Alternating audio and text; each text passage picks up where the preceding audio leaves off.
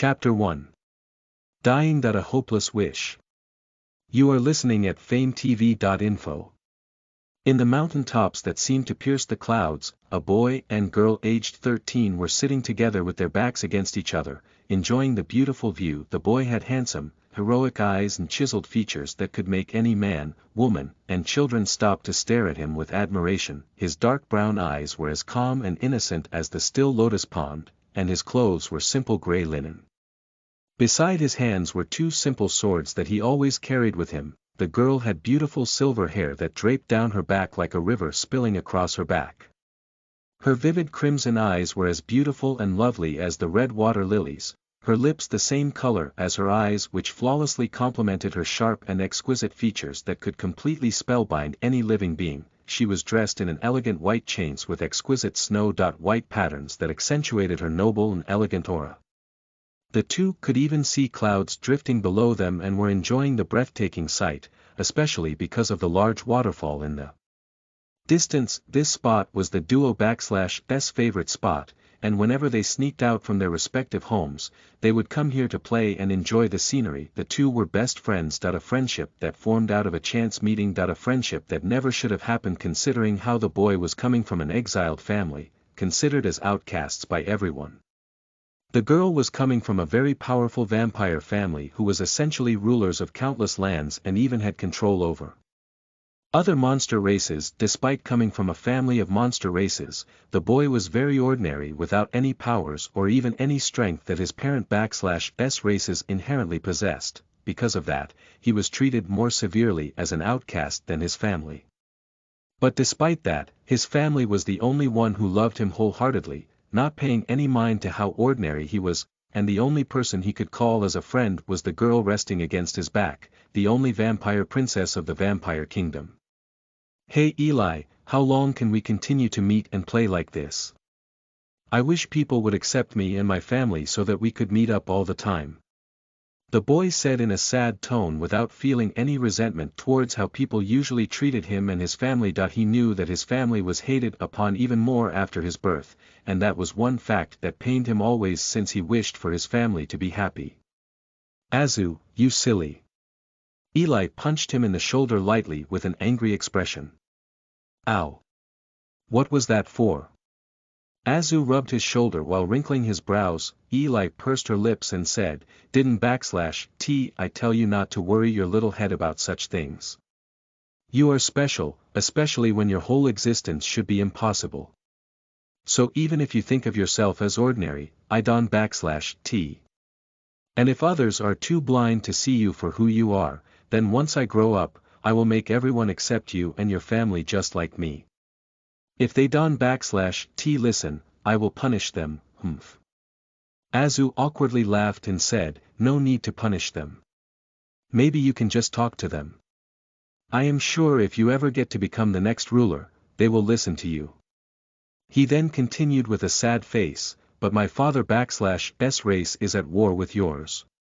So, it would take a lot to convince both sides.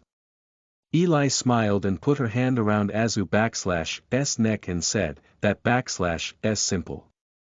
We will beat some sense into both sides. Till then, let/S enjoy our time now. My father might be a bit strict, but if I am able to convince him, then things will turn out good for all of us. Azu/S eyes sparkled as he said with a bright smile, I hope so. I can wait for that day to arrive. Of course, it would. Now time for my treat, hee. Eli suddenly jumped over Azu, pushing him to the ground. Hey, you already drank too much yesterday. How could you be so thirsty again? Azu asked as he shielded his neck with his hands. Of course, you have to blame your delicious blood for that. I just can resist it, Eli said with a sweet yet mischievous smile as she licked her lips. Azu smiled as he tried to wrestle with the playful Eli, and the wind near the mountain tops carried their giggles and laughs. Thousands of years later, a young man dressed in a two-layered tunic with a cape and two swords on his back was sitting on a snowy mountain top with a large tree before him. If there was one thing he could not forget no matter how many years passed, it was this spot. That remained a very nostalgic and precious memory for him, especially when he once used to meet up with a special woman here. A woman who would remain a precious memory forever in his heart even though he looked young. His mustache and beard, coupled with his slumped posture, gave off a depressing aura. His shoulders seemed slanted as if burdened by something that he was not able to relieve from his heart. Father. Mother. Big brother. Eli. How long has it been that I don't even know why I am living. Ha. The young man wryly chuckled with a mocking smile as if he was mocking himself. But as he mumbled, his eyes were gazing at the root of the tree, as if something or perhaps someone precious was buried there. However, his expression became woeful as unforgettable unpleasant memories resurfaced for the umpteenth time. I wish I could die. If not that at least forget everything. The man said in a heavy-hearted tone as his eyes became vacant.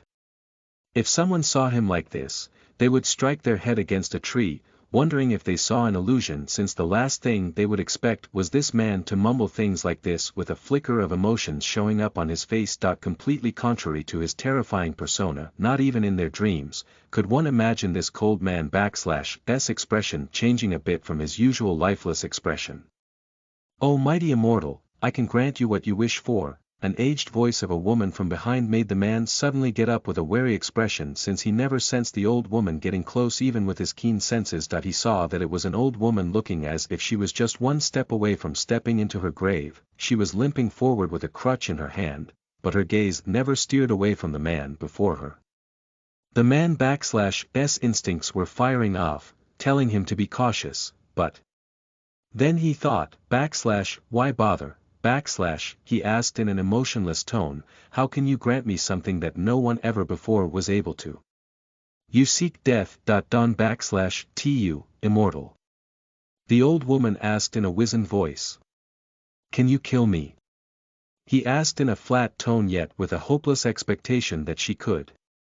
He was literally tired of living and didn't mind dying. In fact, he had wished for death for longer than he could remember. Usually, any living being would rejoice to have your gift of conquering death. In fact, some would kill their own children, parents, or siblings to have such a blessing. But for you, eternal life is a curse.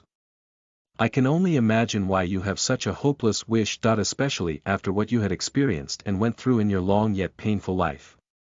The man knitted his brows, wondering who this old woman was, but he let her continue speaking. But I am sorry, even I don't have the ability to grant you death. The man let out a frustrated sigh, thinking why he even cared to entertain this crazy woman / words.